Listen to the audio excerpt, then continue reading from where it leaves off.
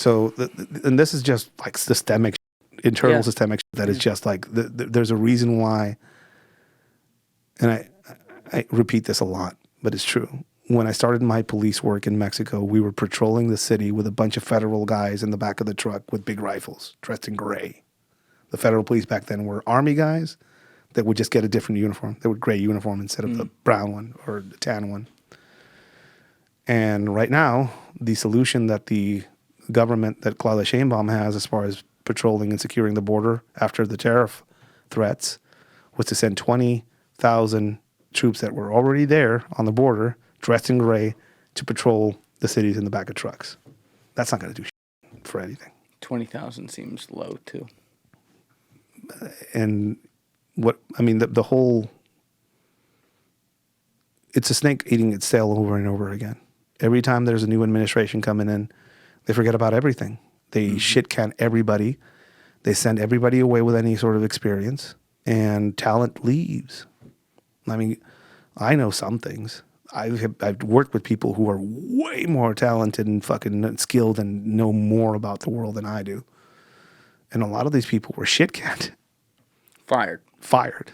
Or let go because they just didn't have any use for them anymore. Or they wouldn't play the game. And where do you think they're going to go when you end up with? They end up in the cartels.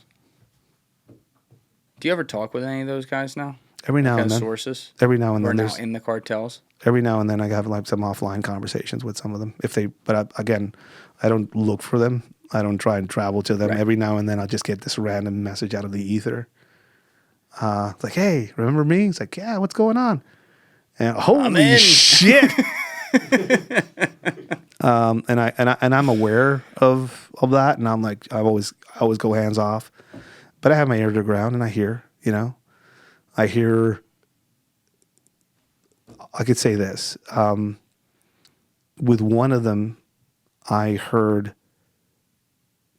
regret that they went to work for the government. They should have started there. Oh, in the cartels? Yeah. And what was his logic? They take care of their families more. They have better pay. They have actual support behind them. What about the shit they do, though? Did you ask him about that? Yeah. What did he say? It's worth it for their families. Which is something I guess I can understand. The acts of villainy being justified by the ability to have kids and being able to see them into the future. So that other people can't, though. Again, Mexico is all about... Yeah. Let's see the whole aspect of it later. What did your parents, like, did you ever talk with them? Like, growing up, once you kind of found out about the cartels, you see these Robin Hood type figures. Like, what did they have to say about it? I mean, my mom was a character. It's actually her birthday today. She passed away a few years back, but I'm sorry. But it's pretty cool that it's her birthday and I'm here. That's cool. My mom was a character. She was a ninja. She grew up in a very, very dangerous part of Tijuana, a shanty town. It's gone now. It was swept away by a storm. By a storm? Yeah, it used to be called Cartonlandia, or the cardboard land, basically. There was a storm, and it was right on the Tijuana River estuary. That's where she lived. Horrible family situation. Dad abandoned them when she was about 12, I think. She always carried a knife since she was a kid. That's who I learned that from. She was a very religious Catholic. She hated. That's where she grew up. Whoa, that was her neighborhood. Cartonlandia. There was a giant storm in DJ and that swept all that shit away. I now see what you mean. That's where she grew up. So she had, like, I show a lot of tradecraft stuff to people in government. I show them how to do a lot of sneaky shit. I have to say that my mom was probably the biggest ninja I've ever met. She was a nurse, so like we would go to, like, if you're a nurse in Mexico, you're basically like a surgeon general, you know? Like, somebody needs an injection, they'll knock on the door. If somebody gets shot and they want to go to the hospital, they'll knock on your door. My mom was like a community doctor in a lot of ways. So that's who I learned most of the ways I am, I guess, from. My dad, on the other hand, a dandy, he's like a fun guy, party, carefree dude. None of them involved in any sort of criminal activities, like none of that shit. Like none of them are, like both of them are God-fearing, fucking fairness, the law, and just fucking do things that's like both of them clean in that way. When they start seeing a lot of this shit just creeping into our lives, so I get warnings about it, basically. They didn't want that for you, obviously. No. So you can imagine their surprise when their kid with spiky hair. And you had spiky hair? I had a spiky. I'll show you a picture if you want. Yeah. I gotta see that. You took it all. I was gonna ask you, like, were you emo? I guess you went the whole way. No, I exploited. I used to listen to the Exploited a lot. UK subs, like Rancid. Then I was into the weird ska shit for a while. But I was like spiky hair, Operation Ivy. That was my thing. I was spiky hair, And all of a sudden, I shave all that off and I hand them over my orders. And they're like, what the fuck are you doing? So I'm going to go be a part of this. And they were like, both of them obviously viewed it as a death sentence. Because you're going on the right side of things and the other ones are so powerful. Yeah. So both of them viewed it as a death sentence. And this is from parents that had lost a child already. Yeah, what happened with your brother? He passed away in a very traumatic way. I don't want to talk about it. Okay. How old were you? 13. Okay. My mom went psychiatric and my dad went alcoholic when that happened. So in a lot of ways, I kind of raised myself after that. And while they were kind of getting their shit together and they became president again in my life, is when I dropped the whole, I'm gonna go off to do this shit. They were horrified. My mom specifically was horrified by it. She's like, what the and more so about the fact that they were going to use me. Like that, she was onto it. But I refused to see it.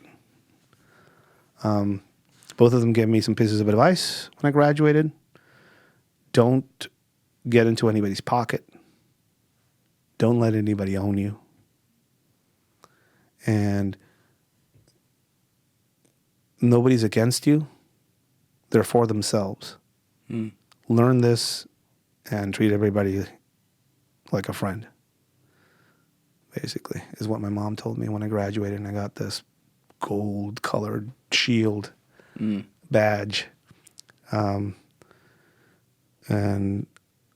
a radio, a handgun that I've never shot before, 2 magazines, fucking cheap-ass second chance vest, and off I went. They give you this programming inside where you're like capable of everything and the training you get and all this, you're this machine now. And all of a sudden you go outside and you realize how fucking outnumbered you are. Yeah. It's insane to realize once you're outside. And I mentioned the badge because that badge rarely came out because it was a bullet magnet. You put that badge on, fucking walk around. Absolutely. It dawned on me a few years into my career that we were the enemy, that we were the villains in the story. Like I didn't figure that out for a while. I was frustrated. Like why? All of you? I mean, a lot of us were, I guess. The corrupt ones? No. We were cops in a place where we were going after the people that sustained families, that paid for school. We were putting people away that were head of households and leaving their kids to now figure out shit for themselves. But hold on. You thought that even though the people you're putting away... It's independent of that. That's the sentiment we got back from the people that we're supposed to defend. Okay. So you're saying you realize you're the bad guys because the people looked at you as the bad guys, not necessarily because you are the bad guys. Yeah. Okay. So there's no positive feedback there. There's no, hey, you did a good job with this. Here's your commendation. Here's your reward.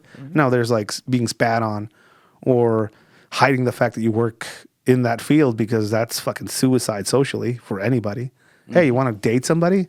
If you want to become celibate in Mexico, just tell all the chicks you meet you're a cop.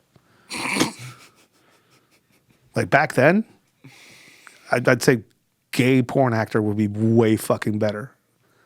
I mean, they would get fucking away from you as soon as you you're what? Fuck that. Wow. And society and like in general, like even in the U.S., I say, what did you do for a living? I was a cop in Mexico. Immediately, they're like corrupt. They imagine me, with money bags. I don't know. So imagine if that is all the way over here. Imagine close by. So the villainy aspect of what I was doing just became apparent. It's thankless as shit.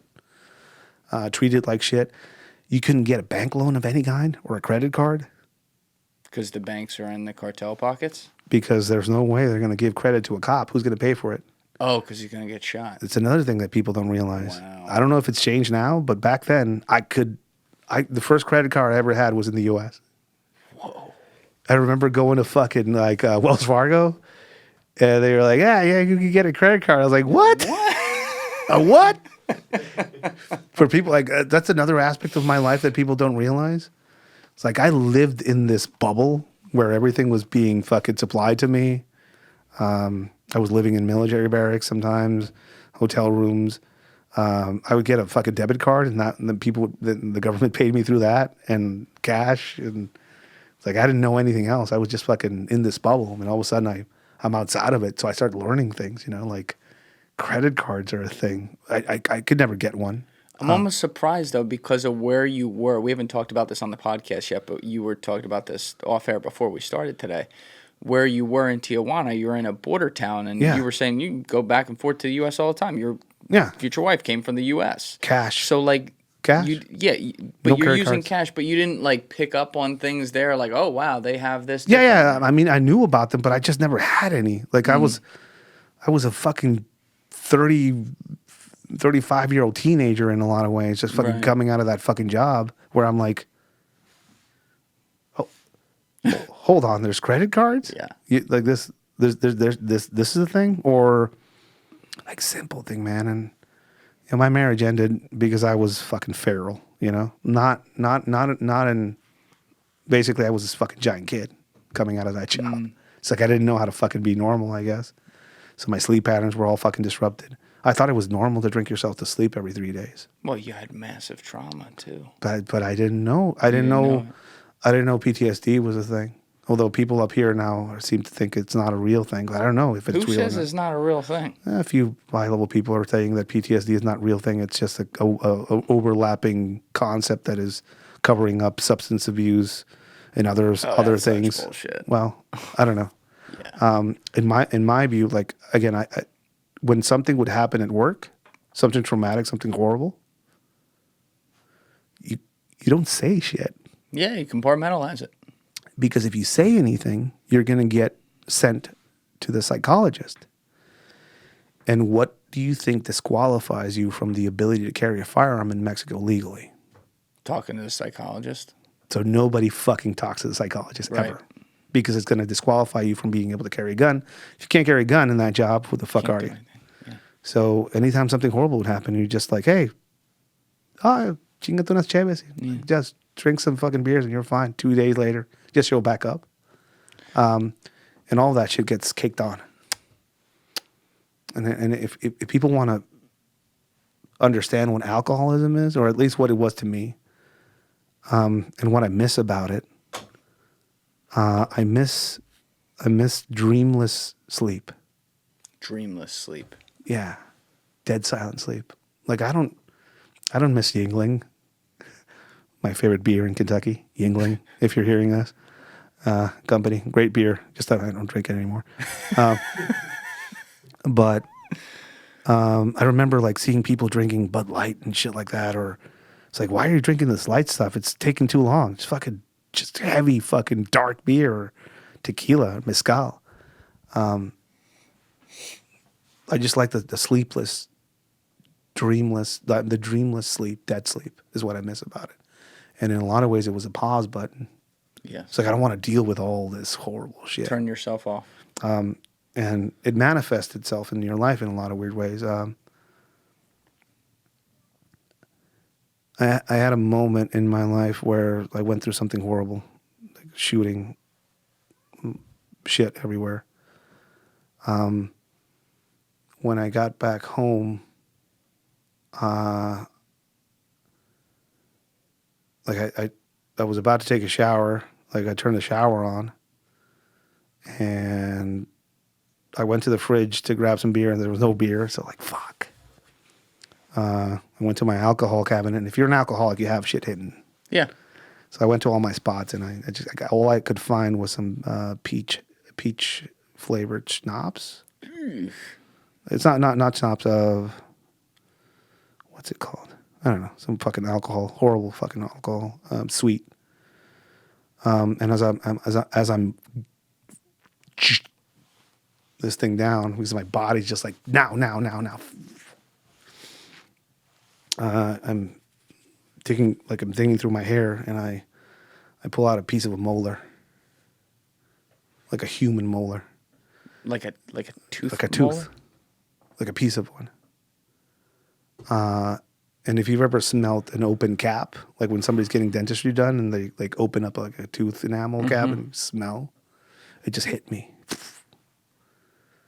And something happened, like something just my like body just came like something happened to my software, I guess. I woke up like 5 hours later, I guess. The shower was still going. Oh, so you just shut down? You like I fainted? it's like, I don't know what happened, just blacked out. And to this day, like I have this fucking like teeth, dentistry, all that shit just freaks me the fuck out. There's something about it. Do you know what that was from? Somebody got shot somewhere around me, and I got that left as a. You become desensitized to smells, and to like being dirty, to self-care, like all that shit. Just there's no time for it. So you're, and after a while, it's basically a dopamine addiction, if you're in that life, dopamine gets fed constantly. And when that stops, you look for it in other ways. How does dopamine get fed constantly? Meaning like you're involved in shit. Thrills of shit. Yeah. I'm not going to say I didn't have fun with it. It's fucking great. Imagine you're fucking 26 years old and somebody says, hey, you know how to operate a grenade launcher? It's like, you're like, fuck, do I say no? Do I say yes? It's like, I watch a few movies. I think you're supposed to like whine it. Figure it out. You're supposed to whine it and then put the grenades in. So this is your reality. And you're fucking running around doing wild shit with wild people. But then that ends. And then what do you do then? You can't fill that void.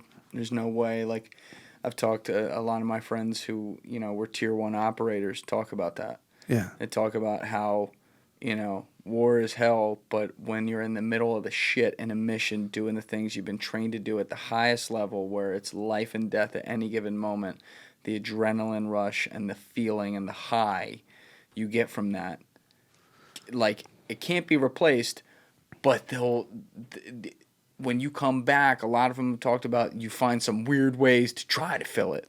Yeah. Doing stupid shit. Self-destructive way. Yes. It's like, hey, it's a good idea to date that girl over there who is really horrible, probably. Right. All the red flags are there, and you're like, dude, if you're my friend, don't tell me not to date somebody because of all the red flags, because my brain is like dopamine. Right.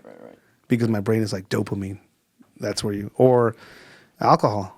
Like I remember just being an alcoholic up here in the States and having my friends drink with me, and all of a sudden everybody's gone, and I'm like at the end of this fucking drinking everybody on the table. And it's a thing to boast about at that time with me, and I was like, fuck it, I'm a horrible person.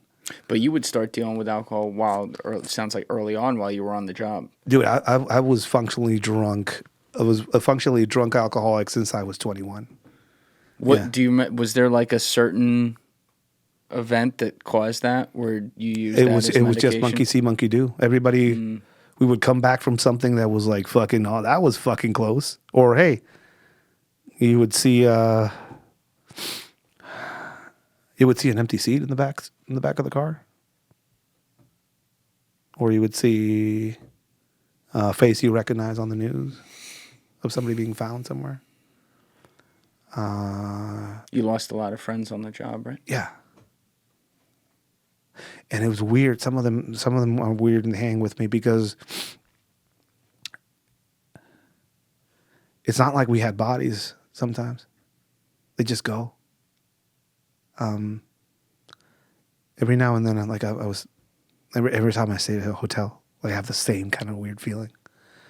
We used to live at hotels, so I think that's a reason why I still kind of do it, I guess. You would live at hotels? Yeah. Yeah, we get moved around a lot, so we're doing shit places. So we would live at hotels for periods, or sometimes military barracks or wherever. We would take turns, watching our asses. So somebody would stand watch at night. There was fire watch at these hotels. Sometimes I would wake up in the middle of the night and just peek through the window, and one of our guys was outside smoking a cigarette with a rifle and a blanket over it, just covering us. And say if some shit happens, you have somebody watching. And every now and then, this government work, so a single hotel room with 2 beds, it means that there's 5 people sleeping there, or 6. Close quarters. There were 2 guys that I worked with, some of the first people that I lost. Brilliant people. One of them was named Lion. He would call his girlfriend and like sing her songs.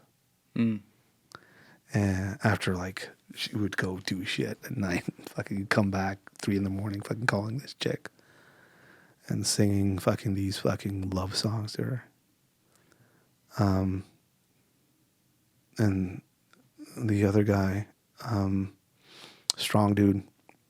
The first time I was made to do fire watch. I didn't have a wristwatch, because I was a fucking skateboarding idiot kid. I didn't know anything about responsibilities. So he gave me the watch off his wrist, so I could take time. It's like, dude, you need to have a watch. So he gave me his watch. One night, I was coming back and they were going out.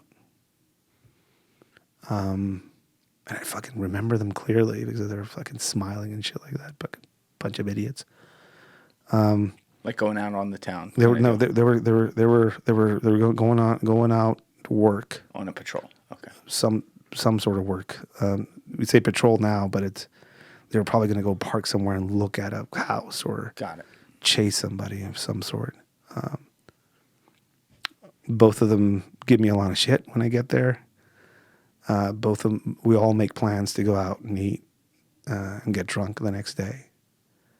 I hear him talk to his girlfriend before he leaves. I hear my other friend talk to his wife. And then they're gone. They just leave. And I remember when there's a hotel door, the way that it snaps closed, it always makes me remember them. We never found them. They disappeared completely. Like nothing. Do you know who did it? They're gone. Now,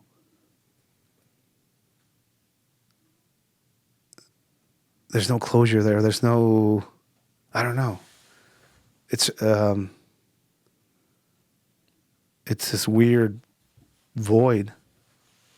And there's a few of them that went that way, where we never found them.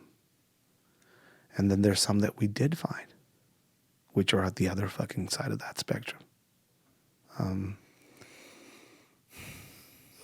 One of them was right, like, again, my generation. He came out with my generation.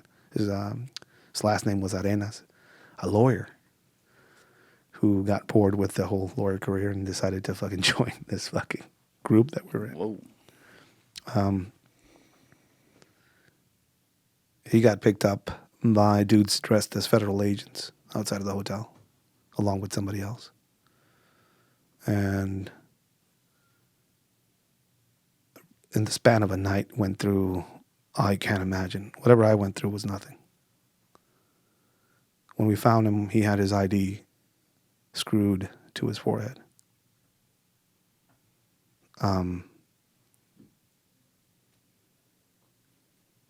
To see somebody that you celebrate with, that you eat with, that you go through this hardship with, training-wise, that you meet their families. I mean, I can remember the graduation, meeting his family. And all of a sudden, he's gone. But you have a clear understanding of how he went. Obviously, this makes you... I mean, all of us were vengeful, bloodthirsty, and angry about this. And I know a lot of us basically lost parts of our soul being that way. You know, a lot of people like to glorify fucking gung-ho shit and stuff like that. I don't. It's fucking horrible. And people that I've heard people kind of glorify some of that shit, and I guess like going back for vengeance kind of deal. War, violence, that type of shit. I think people that do glorify it or like nonchalant about it have the. I mean, they had the privilege of being able to go home after war. You know, I've heard people talk mad shit about some of the stuff they did in Afghanistan and Iraq as a jubilant experience. But I just can't do the same on my end. It's too close. The people I was facing spoke the same language. Sometimes burials would happen at the same funerary service of ours and theirs. So, wait, burials would happen at the same... So a funerary service, basically where they would do the wakes, were hired sometimes by their families and ours. So sometimes we would have some of our guys being in funeral wakes. And oh, my God. And that car... Oh, wow. So sometimes there were like truces where we would like, hey, that's so let's just bury these people. It's a different conflict down there. Yeah. It's its own thing. If people want to equate it to something else, if people want to call these cartels terrorists and equate them to Al-Qaeda, they're fucked. That's not the same thing. They're different. It's a different problem. And it is producing a whole generation of people like myself with a lot of skills that are not going to be able to implement those skills in other ways other than what they do now. So I think that's going to be the resistance that people are going to meet in the future. Wait, what do you mean by that? Other than what they do now? I mean, speaking to my friend Gafe in Jalisco, he was trained to be like this elite war fighter. Like, Gafe is a scary dude. Like, I know shit, but I'm scared of him. You know, he knows how to take down a fucking small government, probably. And then he was let go. Like, he's one of many out there like that. I think a friend of mine shared this quote from True Detective. You know, be careful what you get good at. Oh yeah, it's a good quote. And Mexico has a lot of people like myself that got good at just a specific thing. And they're out there. What are they going to do if this all, you know? I think I said there was going to be some sort of incident in Mexico that's going to make the U.S. act directly on the ground at some point. I said that 5 years ago. And here we are with open warnings for the Border Patrol that certain cartel elements are planning on using drones to drop bomblets on them. What's going on there? I don't know. That doesn't seem like something that would happen, that cartels are going to say, that would be announce an act of it. war now, right? I think that would be an excuse for the United States to do what it wants to do anyway. Which is? Have control over the future of Mexico as a country and its potential. Through a potential invasion type scenario? Yeah. You think that's a possibility? We are in a country that had 2 buildings knocked down by a bunch of Saudis and some Egyptian people. And then we proceeded to attack Afghanistan and Iraq. Yeah. So, yeah, I think it's in the realm of reason that something could happen on that border, real or staged, that could cause the United States to put boots on the ground in Mexico. I think more realistically what's going to happen, hopefully none of that happens, because that's going to be fucking horrible for both sides. People thinking it's going to be a cakewalk are fucking fooling themselves.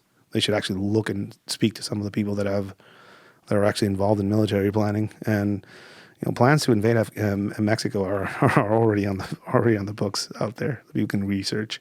There's some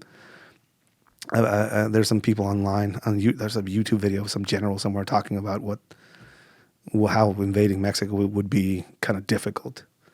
And the main thing I think is the economic effects are going to be felt right in your front door. So this is not going to be like, there's a war in Afghanistan and all we hear about is on the news. No, we're going to feel it economically. Products are not going to be on those aisles. People are not going to show up to work. Maybe people are going to have to go back. I don't know. It's not going to be we're going to feel it if it happens, like directly. That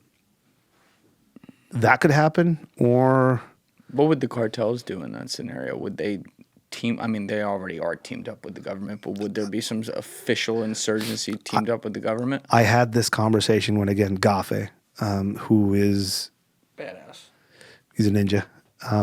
His response was this: if the U.S. decides to attack in a very overt Afghanistan, Iraq type way, shock and awe type way. Hey guys, if you haven't already subscribed, please hit that subscribe button. It's a huge, huge help. Thank you. A criminal institution or a cartel that has some sort of governments in the local area that it operates in, it's going to turn them into martyrs. And it's going to turn them into freedom fighters instead of cartel members. And in that case, we're currently living in Mexico has an antagonist government against the U.S. Mm-hmm.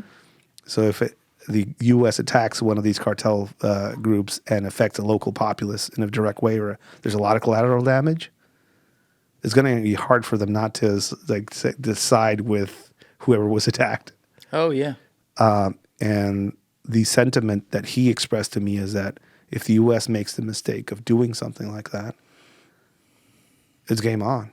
And yeah, the Mexican army doesn't have a lot of technological advances, but they're very experienced people. They don't have the ability to send a fucking cruise missile into the middle of the U.S., but they have people that have clear spoken English like I do. They have people that are into fucking espionage, sabotage, explosives. Yeah.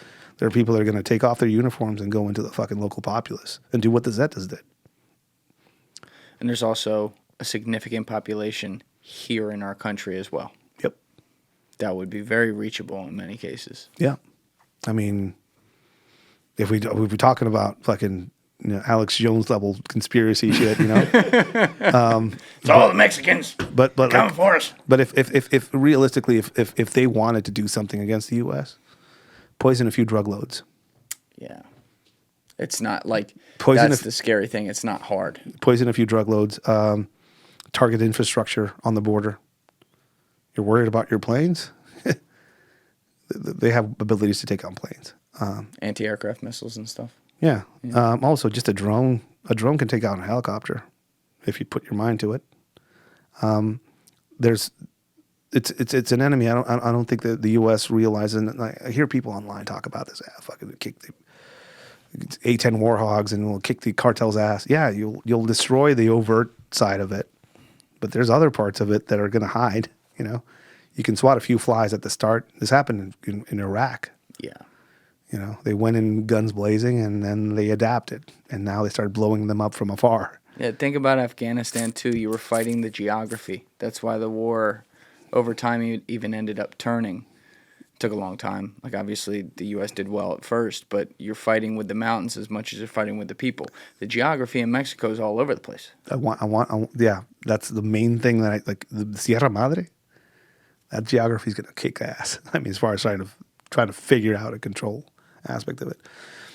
I'm predicting that there is going to be a targeted drone strike somewhere in Mexico of a high-level cartel member.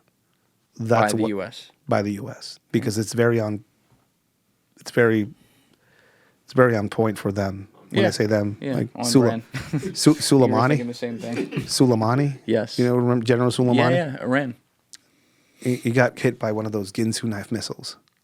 So it's a Hellfire missile. Or I might be wrong. It's not my fucking wheelhouse, but it's a missile that will put out 3 surgical katana blades out of it. So it's designed to be very targeted. So you can be in the passenger seat of a car, and this thing's gonna. That's what I think we're gonna see in Mexico at some point. That's what I think is. I think that's in the realm of the possibilities of predicting right now. That or some sort of incident on the border that is going to justify the use of boots on the ground. And again, I think this isn't about fentanyl. This isn't about cartels. This isn't about any other thing than the global economic security of the United States into the future, and figuring out a way to control the destiny of Mexico into the future, because they realize, and everybody does now, that the whatever future there is for North America, it includes Mexico as an industrial plant. And I think that's what everybody's looking at.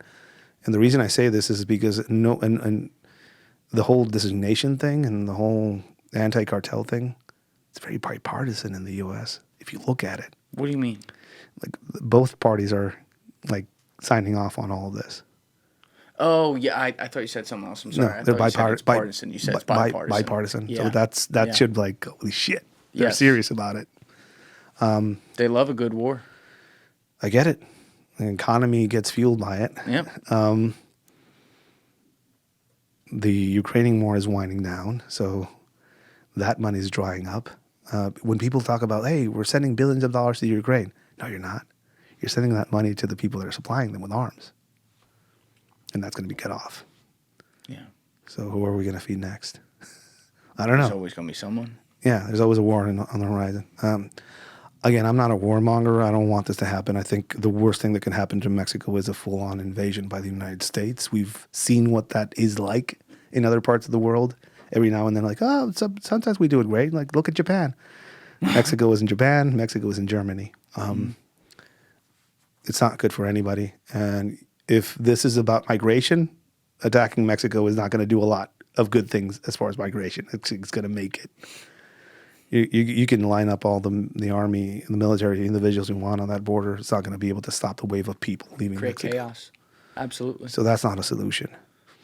I think, again, realizing this is a fucking regional issue, realizing that the federal government in Mexico is not to be trusted fully, and that there are some elements of it that are probably corrupted and or compromised. For sure. Realizing that Mexico itself is being utilized in a proxy way from foreign powers to fuck with the U.S. and fuck with its interest. And the U.S. is doing the same in Mexico to fuck with the foreign interest there. So, and it has been doing so since at least the 60s. Its foreign policy is to blame for a lot of the things that are happening in Mexico now. The Contras were being trained in fucking cartel fields in Veracruz. We're celebrating the arrest of Caro Quintero now because he was directly responsible for the DEA agent Kike Camarena's murder. Mm-hmm. But everybody in Mexico is like, no, the CIA did it. Well, yeah, they're saying the allegation is that Felix Rodriguez allegedly was the undercover CIA agent. Now, he swore to Danny Jones that it wasn't him. But, Okay. Who knows? A lot of people who were around for that I got to talk to, they were all like, yeah, the CIA was operating here, and he ran into something that was way beyond his pay grade, so they had to take him out. That's the narrative, and I don't know if that's true or not. Again, beyond my time. I'm just stating what the sentiment of most Mexicans are as far as that. I share that sentiment. So it's a clear indication that both sides have a lot of soul searching, have a lot of fucking things they need to get straight as far as their own narrative, and realizing that there is a reason and a rhyme and a reason for a lot of the stuff that is happening right now as far as Mexico and the designation of these groups as cartels, as terrorist organizations. And if we're not seeing immigration reform on this end, we should question that. If we're not seeing a Doge-like audit of the money that has been spent on this drug war for the past few decades. We should not kind of question some of that stuff. If we're not seeing any politicians, private institutions, actors, singers, a bunch of like arrested or detained because of some cartel affiliated ties now, because now it's terrorism, then we should be questioning that. Sure.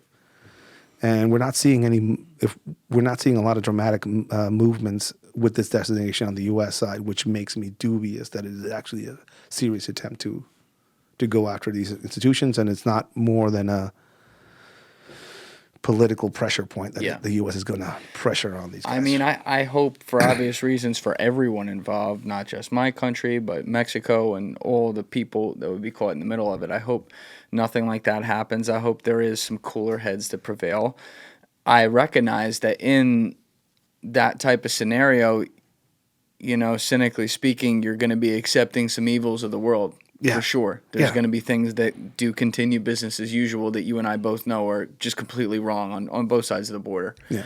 But I think we can all say that, you'd rather see things wrong that still need fixing that we're going to have to find new solutions for, rather than hundreds of thousands of people dying in some fucking war that, people invent. So, it's scary to hear you talking like this, but I take it seriously because, like, you've lived it. Yeah. You've and obviously lived on both sides of the borders now, but, like, you've seen what these guys are capable of. You've seen what corruption in the government is capable of. You've seen it from our side, too, what it's capable of. And naturally, there are consequences that can happen from that.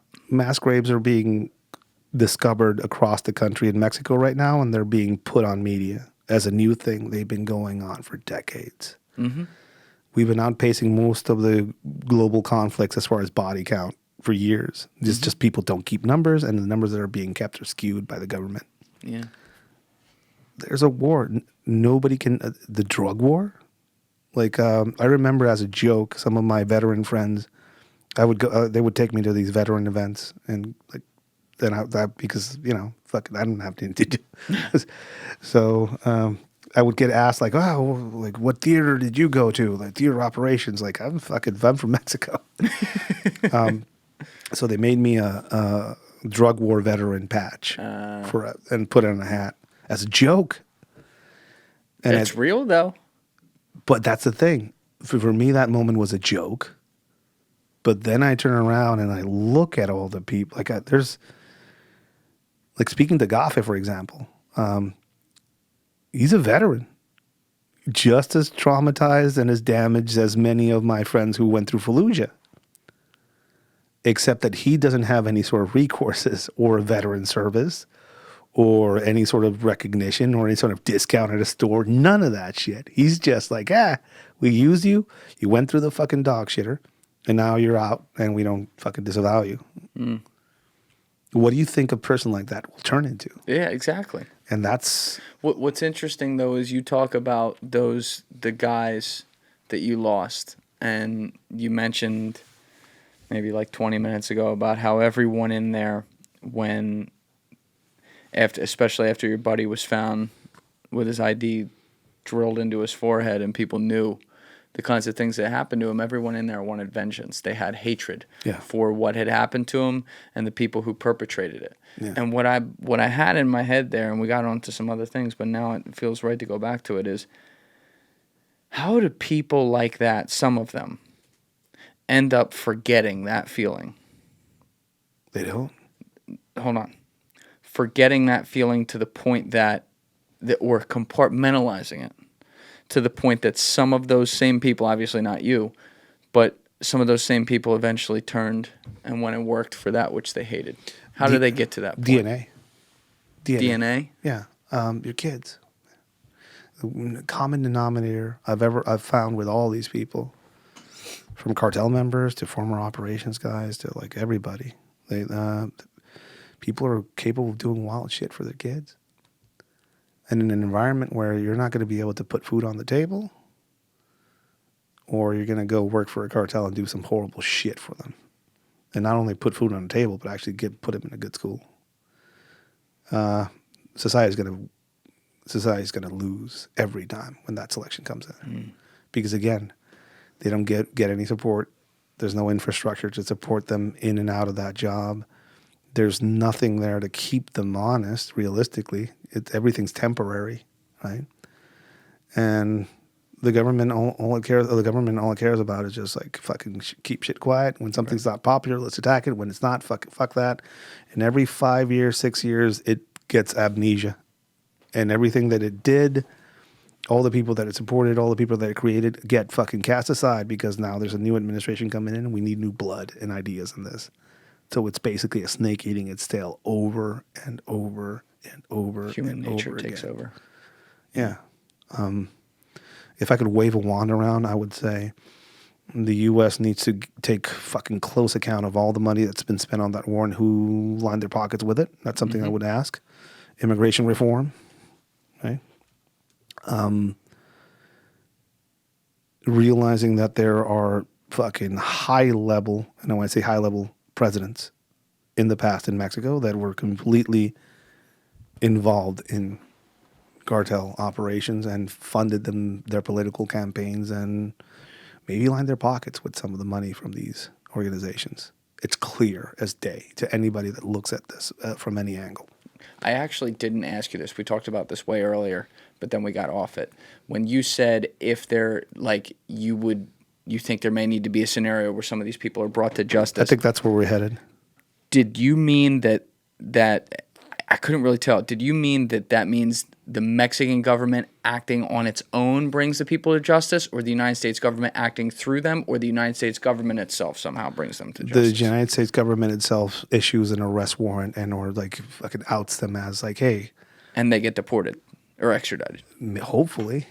Interesting. Although, you think that Mexico would do that? If they do that to AMLO, which again, I know there's a lot of people here who love that man who says that he's like a force of change, but we have to be honest with ourselves. Yeah. I mean, the evidence is there as far as involvement, as far as people being intermediaries, as far as facilitators, as far as conversations happening between lawyers on El Chapo and him going to like El Chapo's hometown 6 times during his administration, and saying in front of the press that we shouldn't be consuming this Chinese shit. We should be using the local drugs instead of the Chinese stuff coming from China, right? So you have this guy, you have him. I don't think he's going to be handed over by the Mexican government. I don't think so. All of the former presidents of Mexico, a few of them, Fox not so much because he's a pothead, and I don't know, he's just a wild card. He's funny as fuck. He's funny. He's funny as shit. Corrupt. I think. I think he was probably. Remember, he was like when they were talking about the wall. He was like, "Fuck you," or whatever. He was famous for a few things. Fox was our Bush. Ah, that's interesting. Fox was our Bush. He's a fucking idiot. A Fox told Fidel Castro to leave like a summit. Like he called him directly and said, "Hey, the U.S. president is coming or something. Can you just leave before he gets here because he doesn't want to see you." He called his fucking Castro put that fucking shit online the next day. No, I'll bet. He said some pretty racist shit in the U.S. in one interview, I think. I can't say it here, but he said something about Mexicans doing jobs that not other ethnicities wouldn't do. He was a fucking idiot. Anyways, I don't think he's going to be it. It might be Calderon and Enrique Peña Nieto both live in Spain for some reason. You know, don't they have poor extradition laws there? They both live in Spain for some reason that I can't elaborate on. They speak Spanish over there. They speak Spanish, and they sense. probably have some pretty decent laws as far as they have some sort of government protection there, probably. Gotcha. But not AMLO. Andrés Manuel López Obrador, the former president of Mexico, built a finca, which is like a private ranch, with a military barracks right next to it, and a hospital. And was he in business before he was in politics? Politics is business in Mexico. You know, exactly. Everybody's Nancy Pelosi. It's like that's what I'm gonna say. He's like fucking Nancy Pelosi. Everybody's fucking apparently becomes really good at fucking speculating when they join politics in Mexico. Yeah, that's why. Again, this is just judging from what I'm seeing. I think what's coming next is the naming and/or the prosecution of a high-level political official in Mexico. I think that's what's next. Your sources telling you that? that's what the winds tell me. And how do you like? I haven't asked you that yet today. Sure. How do you track down sources these days? Obviously, you know people from when you were in there, but you've been out for some years now. How do you track down sources? How do you communicate with them, and how do you weed out like who's full of shit and who's not? So number one, I'm not out completely because I train people constantly. Right. So from people on this side of the border to that side of the border, I've trained both. And I get information. They fucking send me fucking messages about what's going on. I question some of that as well. I kind of verify it. I have an amazing network of security professionals and people that I work with and journalists. Luis Chaparro is a fucking amazing dude, and I support what he does constantly, and I share all of his stuff, and I follow his stuff really closely. There is another news agency that I want to plug right now that I don't own. People think I own it or like I have some sort of involvement in there. I support the people behind it fully. It's a very non-biased news organization that is specifically on Instagram because social media is just fucking, as soon as you say cartel, you get fucking shit canned and shadow banned. Demoler is the name of this news institution. How do you spell that for people out there? Demoler, DEMOLRE. Demoler. Okay. No, ER. I'm sorry. ER. I'm sorry. Second language.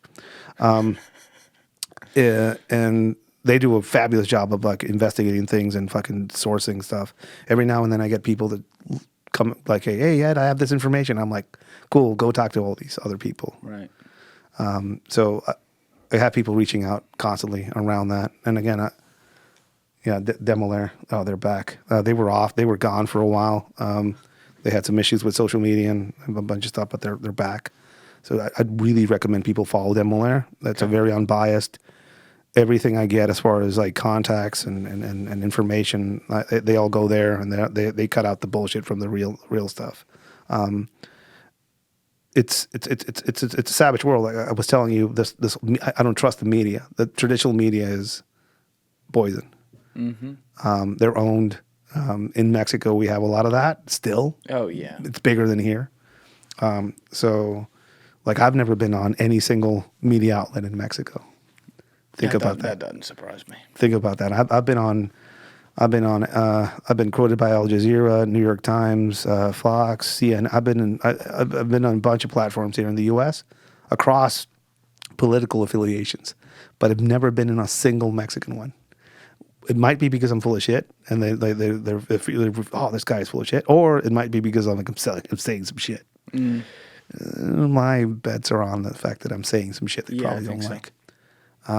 But we have hope.